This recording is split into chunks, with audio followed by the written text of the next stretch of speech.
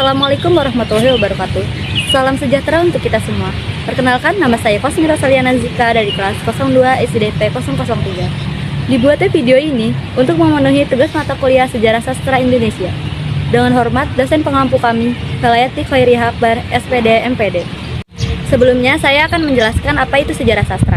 Secara sederhana, dapat dikatakan bahwa sejarah sastra merupakan cabang ilmu sastra yang mempelajari pertumbuhan dan perkembangan sastra suatu bangsa. Pengertian dasar sejarah sastra adalah segala peristiwa yang terjadi pada rentang masa pertumbuhan dan perkembangan suatu bangsa.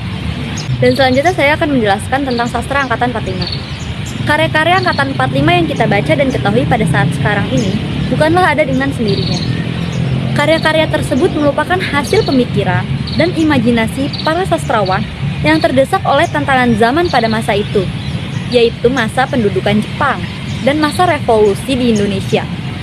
Perjuangan bangsa yang mencapai titik puncak pada proklamasi 17 Agustus 1945 beserta gejolak politik yang mengawali maupun mengikutinya memberikan pengaruh sangat besar pada corak sastra.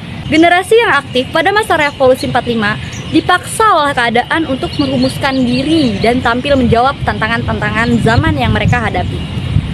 Latar belakang perubahan politik yang sangat mendadak pada masa pendudukan Jepang 1942 dan sampai dengan 1945 menjadi awal kelahiran karya-karya sastra Angkatan 45.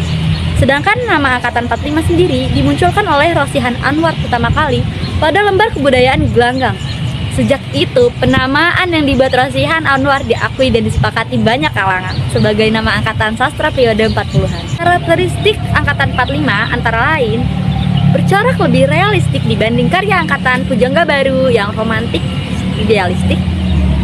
Pengalaman hidup dan gejolak sosial politik budaya mewarnai karya sastra Angkatan 45. Bahasanya lugas, hidup, dan berjiwa serta bernilai sastra.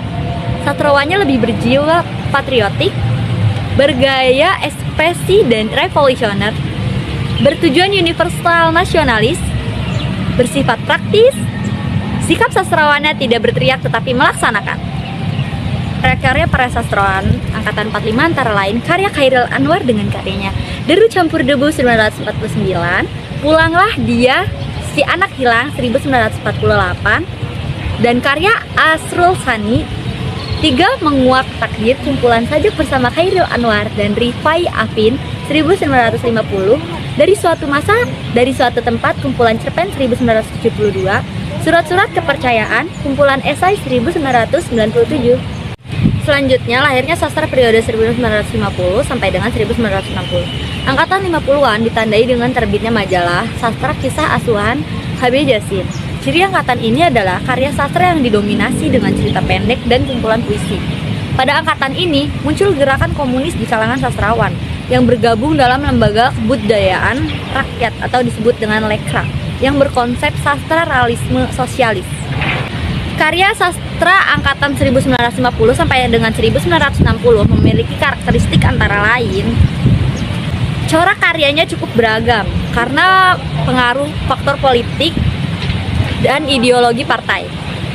Peristiwa G30 SPKI yang terjadi sehingga sastrawan Lekra disingkirkan. Gaya epik bercerita dengan berkembangnya puisi, cerita, dan balada dengan gaya yang lebih sederhana dari puisi lirik. Gaya mantra mulai tampak balada-balada, gaya slogan dan retorik makin berkembang. Muncul adanya angkatan, yaitu Angkatan 66. Dan hasil karya sastra Angkatan 1950 sampai dengan 1960-an antara lain adalah karya Marius Ramisdayoh dengan karyanya Putra Budiman 1951, Pahlawan Manahasa 1957, dan Mokhtar Lubis dengan karyanya Jalan Tak Ada Ujung 1952, Si Jamal 1964. Soalnya adalah sastra Angkatan 45 disebut juga Angkatan Kemerdekaan.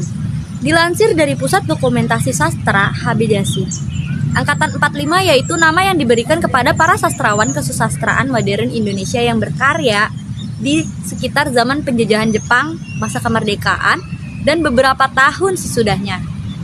Sastra Angkatan 50 dilatar belakangi oleh keadaan Indonesia yang pada saat itu mengalami perubahan yang cukup drastis. yakni transisi penjajahan berdarah menuju ke kemerdekaan cemerlang. Tentunya suasana tersebut para sastrawan mulai memikirkan ciri khas sastra pada angkatan 50-an. Dan masalah kebudayaan yang sedang dialami Indonesia untuk membedakan dari angkatan sastra sebelumnya.